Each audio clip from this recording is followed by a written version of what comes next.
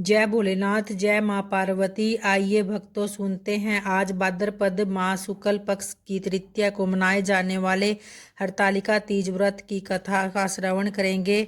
एक बार भगवान शिव ने पार्वती जी को उनके पूर्व जन्म का स्मरण कराने के उद्देश्य से इस व्रत के महात्म्य की कथा जब माता पार्वती को सुनाई तो इस पर भगवान बोले शंकर बोले, हे गौरी पर्वतराज, हिमालय पर स्थित गंगा के तट पर तुमने अपनी बाल्यावस्था में 12 वर्षों तक अधोमुखी होकर घोर तप किया था।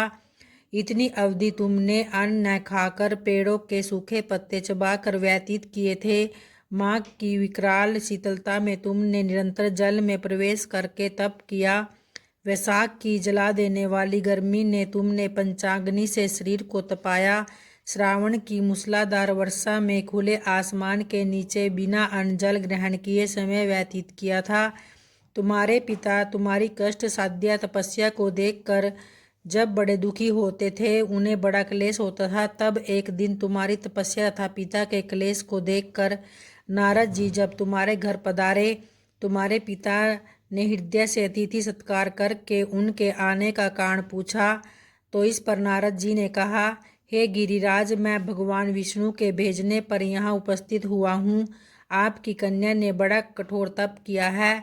इससे प्रसन्न होकर वे आपकी पुत्री से विवाह करना चाहते हैं। तो इस संदर्भ में आपकी क्या राय है, जानना चाहता हूँ। तो इस पर नारद जी की बात सुनकर माता पार्वती के पिताजी गिरिराज गदगद हो उठे। उनके तो जैसे सारे क्लेश ही दूर हो गए।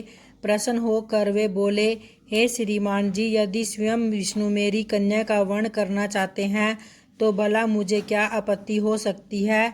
वे तो साक्षात ब्रह्मा है। हे महर्षि, यह तो हर पिता की इच्छा होती है कि उसकी पुत्री सुख संपदा से युक्त पति के घर की लक्ष्मी बने। पिता की सार्थकता इसी में है कि पति के घर जाकर उसकी पुत्री पिता के घर से अधिक सुखी रहे। तुम्हारे पिता की स्वीकृति पाकर नारद जी विष्णु के पास गए और उनसे तुम्हारे ब्याह के निश्चित होने का समाचार सुनाया। मगर इस संबंध की बात जब तुम्हारे कान में पड़ी तो तुम्हारे दुख का ठिकाना न रहा। तुम्हारी एक सखी ने तुम्हारे इस मानसिक दशा को समझ लिया और उसने तुमसे उस विक्षिप्तता का कारण जानना चाहा। तब तुमने उसे बताया, मैंने सच्चे हृदय से भगवान शिव शंकर का वर्ण किया है, किंतु मेरे पिता ने मेरा विवाह विष्णु जी से निश्चित कर दिया है। मैं विचित्र धर्म संकट में पड़ी हुई हूँ। अब क्या करूँ। प्राण छोड़ देने के अतिरिक्त अब कोई भी उपाय शेष नहीं बचा है। तुम्हारी सखी ने बड़ी ही समझदारी और सूझबूझ से काम लिया। उसने कहा, हे सखी, प्राण त्यागने का इसमें कारण ही क्या है। संकट के मौके पर धैर्य से काम लेना चाहिए। नारी के जीवन की सार्थकता इसी में है कि पति रूप में हृदय से जिसे एक बार स्वीकार कर लिया जाए, जीवन पर्यंत उसी से निर्वाह करना चाहिए। सच्ची आस्था और एक निष्ठा के समक्ष तो ईश्वर को भी समर्पण करना पड़ता है। मैं तुम्हें घनघोर जंगल में ले चलती हूँ, जो साधना स्थली भी हो, और जहाँ तुम्हारे पिता तुम्हें खोज भी न पाए, वहाँ तुम साधना में लीन हो जाना। मुझे विश्वास है कि ईश्वर अवश्य ही तुम्हारी सहायता करेंगे।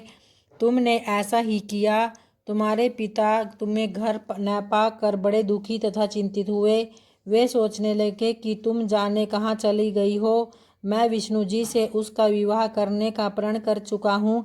यदि भगवान विष्णु बारात लेकर आ गए और कन्या घर पर न हुई तो बड़ा अपमान होगा। मैं तो कहीं मुंह दिखाने के योग्य भी नहीं रहूँगा। यही सब सोचकर गिरिराज ने जोर शोर से तुम्हारी खोज करवा दी।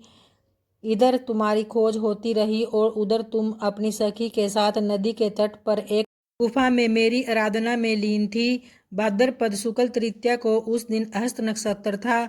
उस दिन तुमने रेत के शिवलिंग का निर्माण करके व्रत किया। रात भर मेरी स्तुति के गीत गाकर जागी।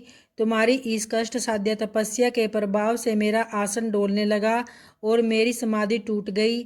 मैं तुम्हारे समक्ष जा पहुंचा और तुम्हारी तपस्या से प्रसन्न होकर तुमसे वर मांगने के लिए कहा। तब अपनी तपस्या के फल स्वरूप मुझे अपने समक्ष पाकर तुमने मुझसे कहा, मैं हृदय से आपको पति के रूप में वर्ण कर चुकी हूँ। यदि आप सचमुच मेरी तपस्या से प्रसन्न होकर यहाँ पधारे हैं तो मुझे अपनी अर्धांगिनी के रूप में स्वीकार कर लीजिए। तब मैं तथास्तु कहकर कैलाश पर्वत पर लौट आया। प्रातः होते ही तुमने पूजा की समस्त सामग्री को नदी में प्रवाहित करके अपनी सहेली सहित व्रत का पारण किया। उसी समय अपने मित्र बंधु व दरबारियों सहित गिरिराज तुम्हें खोजते खोजते वहां आ पहुँचे और तुम्हारी इस कष्ट साध्य तपस्या का कारण तथा उद्देश्य पूछा। उस समय तुम्हारी दशा को देखकर गिरिराज अत्यधिक दुखी हुए और पीड़ा के कारण उनकी आंखों में आंसू उमड़ आए। तुमने उनके आंसू पोंछते हुए विनम्र स्वर में कहा, हे पिताजी, मैंने अपने जीवन का अधिकांश समय कठोर तपस्या में बिताया है। मेरी इस तपस्या का उद्देश्य केवल यही है कि मैं महादेव जी को पति रूप में पाना चाहती हूँ। आप क्योंकि विष्णु जी से मेरा विवाह करने का निर्णय ले चुके थे, इसलिए मैं अपने आराध्य की खोज में घर छोड़कर चली आई थी। अब मैं आपके साथ इसी शर्त पर घर जाऊंगी कि आप मेरा विवाह विष्णु जी से न करके महादेव जी से करेंगे। तो इस पर आपके पिता गिरिराज जी मान गए और तुम्हें घर लेकर कुछ समय पश्चात शास्त्रोक्त विधि विधान पूर्वक उन्होंने हम दोनों को विवाह सूत्र में बांध दिया। हे पार्वती, भाद्रपद की शुक्ल तृतीया को तुमने मेरी आराधना करके जो व्रत किया, उसी के फलस्वरूप मेरा तुमसे विवाह हो सका।